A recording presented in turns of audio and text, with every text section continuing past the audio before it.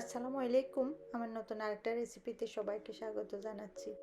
আজকে আমার রেসিপি হাঁসের মাংস বোনা। এখানে আমি মশলা নিয়েছি বড় এলাচ, ছোট এলাচ, তেজপাতা, দারচিনি আর কয়েকটা লাল মরিচ টুকরো করে নিয়েছি, শাহি জিরা আর কয়েকটা লং।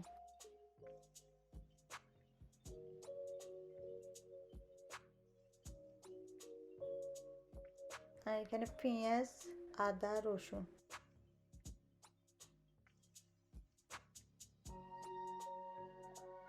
এখানে হাঁসের মাংসের জন্য আমি একটা হাঁস নিয়েছি। আমি চামড়া ছাড়াই নিয়েছি, কারণ আমাদের বাসায় কেউ চামড়া খায় না, এই জন্য। আপনারা চাইলে চামড়া সহ নিতে পারেন। আমি পিসটা অত বেশি বড় করিনি।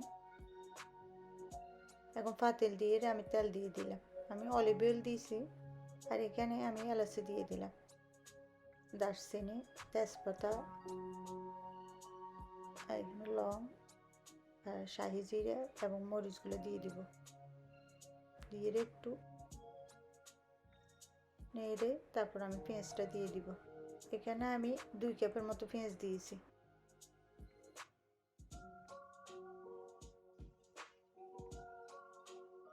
এবার আদা দিয়ে দিলাম আর রসুন দিয়ে দিব।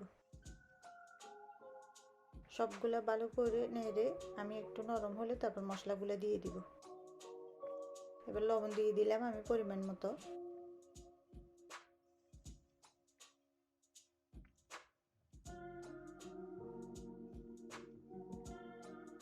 আমি হলুদ দিয়ে দিলাম 1 টেবিল চামচ। এবার একটু আমি নেড়ে তারপর বাকি মশলাগুলো দিব।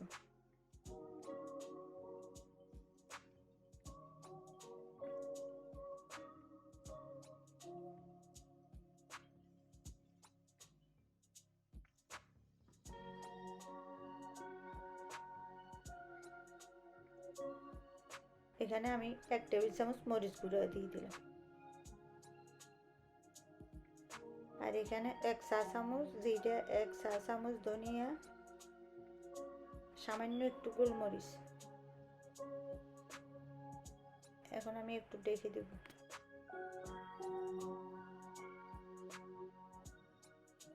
আমি কয়েকটা কাঁচামরিচ দিয়ে দিলাম।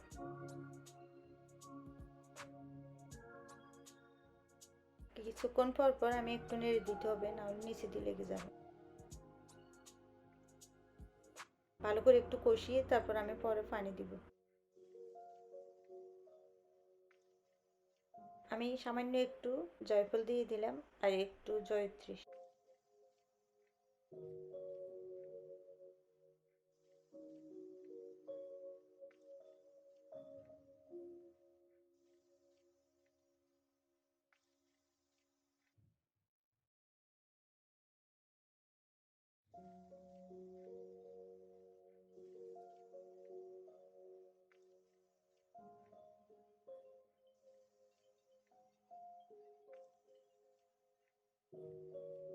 এখন আমি এখানে গরম পানি দিয়ে দিব 2 কাপ।